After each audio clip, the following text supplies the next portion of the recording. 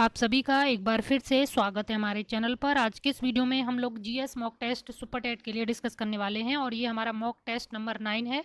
तो बहुत ही इंपॉर्टेंट इसमें आपके लिए क्वेश्चन होने वाले हैं करंट अफेयर्स, पॉलिटी और हिस्ट्री के।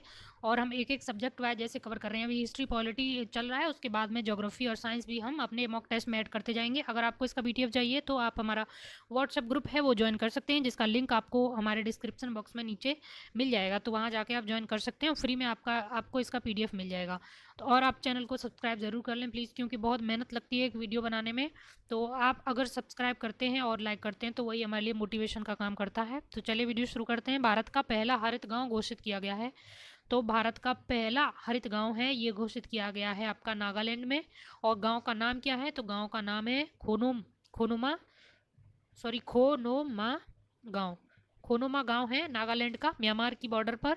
तो इसको पहला हरित गांव यानी ग्रीन विलेज घोषित किया गया है। अगला प्रश्न है, भारत का पहला श्रम संग्रहालय कहाँ पर स्थापित करने का निर्णय हाल ही में लिया गया है? तो देखिए ये सवाल है, ये बहुत इंपॉर्टेंट है, क्योंकि एक श्रमिक संग्रहालय है जो पहला श्रम आंदोलन से संबंधित संग्रहालय है, ये बन रहा है और ये बन रहा है आपका केरल में। ऑप्शन ए इसका राइट आंसर हो जाएगा, केरल। अगला प्रश्न देखते हैं, गणतंत्र दिवस परेड में इस वर्ष किस देश की सशस्त्र बलों की एक टुकड़ी ने हिस्सा लिया था?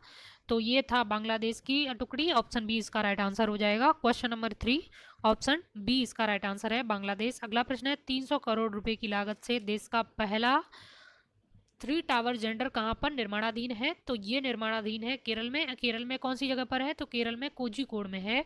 ऑप्शन ए इसका राइट आंसर है, केरल। अगला प्रश्न है, वह राज्य यहाँ पे है, वह राज्य जिसके वन विभाग ने फरवरी 2021 में पहली बार जल पक्षियों की जनगणना की है। यहाँ पे थोड़ी सी टाइपिंग मिस्टेक है, पीडीएफ में सही कर दी जाएगी। तो यहाँ पे पूछ रहा है वो कौन सा राज्य है जिसके वन विभाग ने फरवरी 2021 में पहली बार जल पक्षियों की जनगणना की है?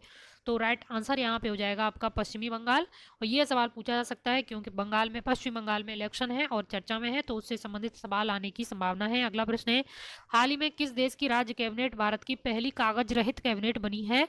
तो हाल ही में जिस देश की सॉरी, यहाँ पे देश हो गया, यहाँ पे होगा प्रांत, यहाँ पे हो जाएगा राज्य। हाल ही में किस राज्य की जो कैबिनेट है वह कागज रहित कैबिनेट बनी है? तो राइट आंसर आपका हो जाएगा हिमाचल प्रदेश, ऑप्शन ए। अगला प्रश्न देखते हैं, 2 फरवरी 2021 को कहां पर देश के पहले वेटलैंड संरक्षण प्रबंधन केंद्र की स्थापना की गई? वेरी वेरी इंपॉर्टेंट सवाल है। तो ये आपकी स्थापना हुई है चेन्नई में। ऑप्शन ए इसका राइट आंसर है, चेन्नई। अगला प्रश्न है, कानूनी सेवा प्राधिकरण अधिनियम संसद द्वारा 1987 में अधिनियमित किया जो लागू हुआ, यानी जो एक्ट है नालसा एक्ट, जिसको नालसा एक्ट बोलते हैं शॉर्ट में। तो ये 1987 में अधिनियमित हुआ था और लागू हुआ था ये 9 नवंबर 1995 से। लागू होने वाली डेट पूछी जाती है, तो ये डेट इंपॉर्टेंट है, पूछी जा सकती है।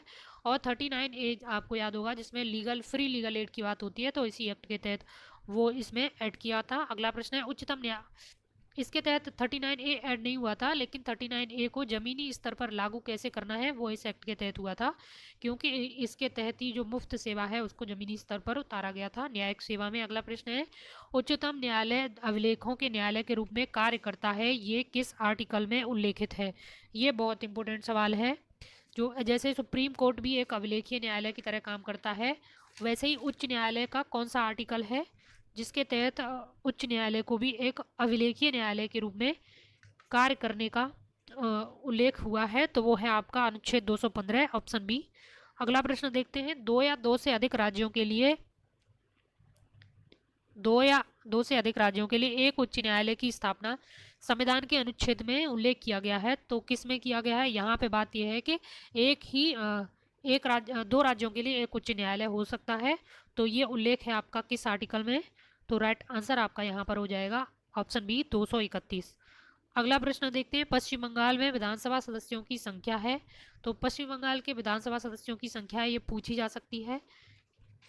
क्यों जा सकती है? क्योंकि पश्चिम बंगाल में इलेक्शन है, तो ऑप्शन ए इसका राइट आंसर हो जाएगा, 294 है जो पश्चिम बंगाल के विधानसभा सदस्यों की संख्या है, और यहाँ पे विधान परिषद है नहीं।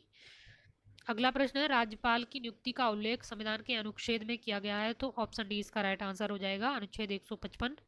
अगला प्रश्न है, राज्यपाल द्वारा विधेयक को राष्ट्रपति के विचारार्थ सुरक्षित रख लेना यह अनुच्छेद में उल्लेख है, तो किस कौन से अनुच्छेद में ये उल्लेख है? तो राइट आंसर आपका हो जाएगा 201।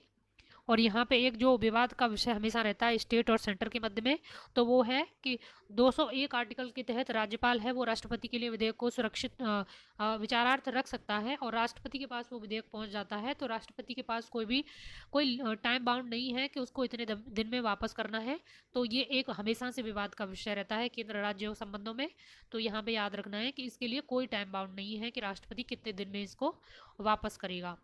तो और ये सुरक्षित रखता है, तो 201 के तहत रखता है। अगला प्रश्न है, ताम्रपाषाण कालीन पुरास्थल नवादा टोली किस राज्य में स्थित है? तो जो नवादा टोली है ये आपकी कहाँ पर स्थित है? राइट आंसर आपका हो जाएगा मध्य प्रदेश। नवादा टोली है ये मध्य प्रदेश में स्थित है। ये ताम्रपाषाण कालीन पुरास्थल है। मिट्टी बांस ये घास फूस से बने हुए कुछ यहाँ से सामान मिले हैं, तो वो ताम्रपाषाण से संबंधित हैं। आवाज़ में थोड़ी दिक्कत हो तो एडजस्ट कर लेना, तबीयत खराब है, लेकिन तबीयत खराब होने के बावजूद भी हम आपके लिए वीडियो बना रहे हैं, तो आप प्लीज़ चैनल को सब्सक्राइब जरूर कर लेना। अगला प्रश्न है, भारत में मानव का सर्वप्रथम साक्ष्य कहाँ पर मिला है? तो देखिए नर्मदा घाटी में मिला है, जिसे नर्मदा मैन भी कहते हैं। तो ये नर्मदा घाटी क्षेत्र में पहला जो मानव के साक्ष्य हैं वो भारत में मिले हैं। और 1982 में इसकी खोज हुई थी नर्मदा क्षेत्र में। 1982 डेट भी पूछी जा सकती है। अगला प्रश्न है, मानव द्वारा प्रयुक्त प्रथम अनाज था, तो वो था जौ। यहाँ पे हो जाएगा जौ। ऑप्शन सी इसका राइट आंसर है। अगला प्रश्न है, राग का टीला निम्नलिखित में से किस नवपाषाणकालीन स्थल से संबंधित है? तो ये संगर कल्लू से संबंधित है, संगर कल्लू। और ये कहाँ पर है? ये आपकी कर्नाटक में है। अगला प्रश्न है, भारत के में किस शिलाश्रय से सर्वाधिक चित्र प्राप्त हुए हैं? तो पाषाण काल के जो चित्र हैं वो कहाँ से ज़्यादा प्राप्त हुए हैं? तो ये भीमबेटका से प्राप्त हुए हैं, और शिकार से संबंधित कुछ साक्ष्य यहाँ पे दिए हैं। अगला प्रश्न है, निम्नलिखित में से किस स्थान से मानव कंकाल के साथ कुत्ते के कंकाल भी समाधान से प्राप्त हुए हैं? तो ये बुर्ज होम से प्राप्त हुए हैं। बुर्ज होम कहाँ पर है? तो ये आपका जम्मू कश्मीर में है। अगला प्रश्न है, गर्त आवास के साक्ष्य कहाँ से प्राप्त हुए हैं? तो ये भी बुर्ज होम से हुए हैं। तो ये बुर्ज होम से दो चीज़ें पूछी जाती हैं हमेशा एग्जाम में, गर्त आवास और मनुष्य के साथ कुत्ते को दफनाया जाना। ये दोनों ही चीज़ें आपकी बुर्ज होम से प्राप्त होती हैं, और बुर्ज होम आपका जम्मू कश्मीर में है। तो आज का मॉक टेस्ट में इतने ही क्वेश्चन थे। 20 क्वेश्चन हम डेली करते हैं, और PDF ही आपको इसकी फ्री में मिल जाती है। और इस तरीके से आपका करंट अफेयर्स पूरा कंप्लीट हो जाएगा एग्ज़ाम तक। 18 अप्रैल को एग्ज़ाम है, अब 1 महीना ही आपके पास बचा हुआ है। तो डेली आप मॉक टेस्ट को ज़रूर दें, जितने ज़्यादा MCQ लगाएंगे उतना ज़्यादा सही रहेगा। रिवीजन भी करते रहें और MCQ भी लगाते रहें। Thank you.